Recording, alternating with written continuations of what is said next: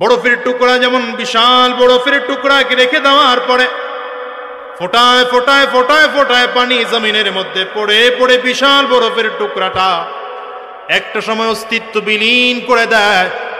আপনি আর আমি দুনিয়ার মধ্যে যত লম্বা হায়াত নিয়ে আসি না কেন, কারো 20 বছর, কারো 30, কারো 40, কারো 50, কারো 60, 70, 80 বছর, 100 বছর, হয়তো কেউ 100-150 বছর হায়াত নিয়ে এসেছি।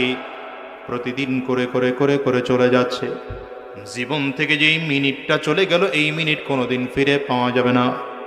জীবন থেকে যেই ঘন্টা চলে গেল, এই ঘন্টা কোনোদিন ফিরিয়ে পাওয়া যাবে না। জীবন থেকে যেই দিনটা চলে গেল, সেই দিন কোনোদিন ফেরত পাওয়া যাবে না। জীবন থেকে যেই সপ্তাহ চলে গেল, ওই সপ্তাহ কোনোদিন ফেরত নিয়ে আসা যাবে না। জীবন থেকে যেই মাস চলে গেল, মাস কোনোদিন ফেরত নেওয়া যাবে না।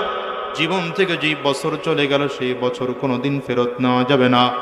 জীবন থেকে যেই যুগটা চলে গেল, সেই যুগ কোনোদিন ফেরত নেওয়া যাবে না।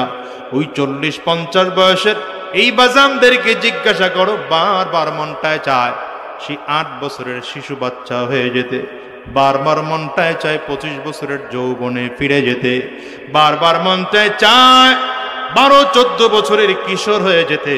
কিন্তু হাজার চেষ্টা করলেও হবে না। যতই চেষ্টা করি দিন দিন বুড়া হয়ে যায়।